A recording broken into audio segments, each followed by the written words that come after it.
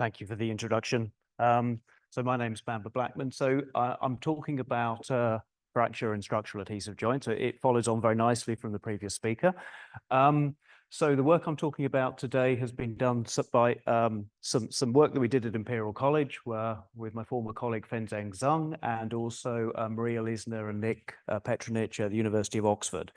So we've looked at the same adhesives but using different methods. So I want to briefly introduce the topic, talk about some of the analysis, present our experiments, a little bit of discussion and some conclusions. Okay, so the advantages of adhesive bonding are manifold. They allow us to join dissimilar materials very effectively. They distribute stresses evenly, and they're good in fatigue. And they're very amenable to robotic application, for example. So they're extensively used in automotive and aerospace applications. So initially, adhesives were relatively brittle materials, so based upon epoxies and similar polymers. However, over the decades, they've been significantly toughened. So the technologies to toughen have included, for example, soluble rubber, and this rubber phase separates to form a very complex microstructure, which is very good at absorbing energy, providing toughness. More recently, nanoparticles have been added to, again, toughen. And for example, core shell particles, which are rigid on the outside and soft on the inside, can very significantly transform the fracture behavior of adhesives. So they can be large or small, and used in combination, you can go from a relatively brittle material to a material which is significantly tough and ductile.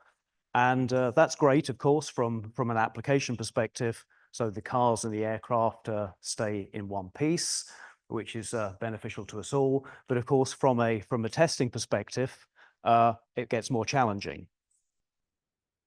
So at ESIS TC4, we've been looking at developing methods to characterize the fracture resistance of structural adhesives for some time. Several people in the audience here have been involved. And initially, we looked at applying LEFM techniques to structural adhesives. And of course, we run into the problems, and you can see this particular specimen is the ELS specimen. So it's a mode 2 specimen. So this sort of joint should give us pure mode 2 loading. But of course, what we run into when we're testing toughened materials is relatively large process zones ahead of the crack tip. And what's going on in that process zone ahead of that crack tip growing in mode 2 is for example, both plastic deformation and, for example, micro cracking. So really the utility of LEFM is being pushed to the very limits when you try and apply G to analyze this sort of crack growth. But the first thing we did really was to try and apply an effective crack length approach to this. So basically hinging on LEFM techniques, but with a correction for crack length. And we brought out a protocol to use this technique, and it was very effective for composite materials, and I would say relatively low to intermediate toughness adhesives. This sort of technique is quite effective. To sort of demonstrate that, when we, for example, look at a relatively low toughness adhesive system, which might have a G1C value of about 1,000 joules per meter squared, then in mode 2, we might have a factor of 5 on that. So basically a mode 2 fracture resistance for that adhesive was about 5,000. And LEFM was working in this respect. However, when we applied that to a much tougher system, for example, this AF163-2, this is a structural film adhesive used in the aerospace industry, then LEFM is significantly struggling. With the mode 1 fracture toughness of about 3 kilojoules, we were measuring around about 18 kilojoules in mode 2. And the difficulty with that is really that we weren't getting a steady state. And that was obviously giving us serious concerns about the technique and the validity of what we were using. So we've had a very nice introduction from Stefan on the use of J techniques, and we've been looking at doing this both at Imperial and Oxford, and different laboratories have been using these techniques more recently. So of course we avoid the complexities of the restriction to small scale yielding, and these techniques have been used by various workers both for composites and for adhesive joints. And in addition to this, of course, you can either measure deformations and forces, but you can also apply and measure rotations, as was alluded to in the previous presentation. So we've been looking at applying these techniques to some adhesives that we're relatively familiar with. Now, in this work, we looked at the ELS specimen, which is the one I showed you a moment ago. We ran those tests at Imperial College. And at the University of Oxford, they ran with the same adhesive. They ran with the ENF specimen. And both of us used digital image correlation techniques to measure the deformations of the beam. And the full description and analysis of how we set up these contours are available in this paper. I don't have time to go into it fully now, but we applied these two techniques in the two laboratories to the same adhesive. The differences are that we did have different substrate materials. We used carbon fiber composite. At Oxford, they used titanium alloy. We did sufficient surface treatment to make sure that we had cohesive failures in the adhesive. We had marginally different bond line thicknesses, and obviously some differences in geometry. So we applied the two. We manufactured the joints, used digital image correlation within both labs to measure both G and J simultaneously. So moving to the results, so at Imperial we used obviously the ELS, and what we noticed was that we had quite a significant difference between the G and the J when we calculated the G using the information.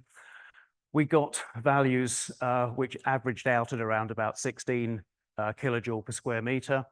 So this was, remember, for an adhesive which had a mode 1 fracture resistance of about between 2 and 3 kilojoule per square meter.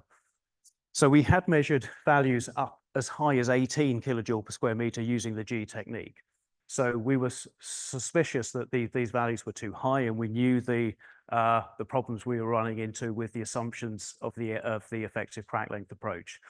Now, applying the J techniques and using measuring the rotations via digital image correlation, then we measured a J value of around about 11.7. So compared to around about 15 to 16 using the G approach.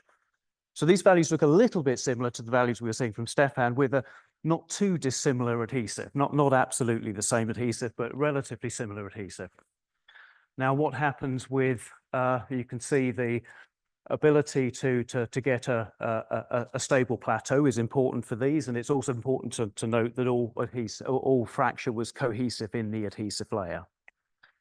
Turning to the results from Oxford, where they used the ENF test, certainly there's a slight issue with the very low, so right at the start of the test, there's what we describe it as a snapback in the energy release rate versus equivalent crack length data here.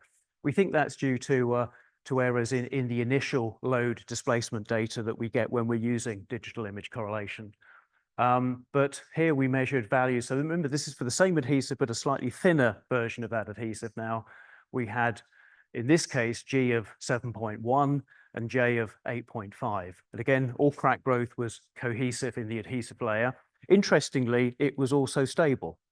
So I think in the previous presentation, there was a discussion about this, the stability of the ENF, and it can be stable under certain situations. So that was a little bit surprising. But G and J were more similar for crack initiation. What's the prospects for standard in these materials? Well, I think we've demonstrated that LEFM, when coupled with effective crack lengths, can be accurate for low to intermediate toughness adhesives. but certainly struggle when we have higher toughness and more plasticity. And this is obviously associated with larger fracture process zones. So we have a clear goal, if you like, to apply these J techniques for the tougher systems. And they also offer advantages of accuracy, and also include the need not to measure crack length. So they can be crack length independent.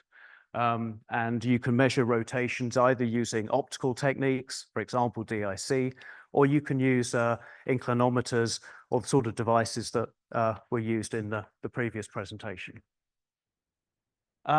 Finally, so to conclusion, I think we've shown that these slope-based J integral methods do give us utility and the ability to circumvent some of the problems that we experience. We found that we could use either the ELS or the ENF experiments here. So in the present work, we did find, so particularly with the ELS apparatus here, we found quite significant differences between G and J. They weren't directly repeated with the ENF experiment, but I think we sort of understand the reasons why that was. And the effective crack length methods are sensitive to the damage that we have in the specimen. So I think that was an issue for some of the ELS experiments that we ran, where you obviously have a clamp, and with a clamp you have the potential to damage a specimen. And the effective crack length approach will struggle to deal with any sort of non-local damage you might have in the specimen. So on that, I would like to thank you for your attention.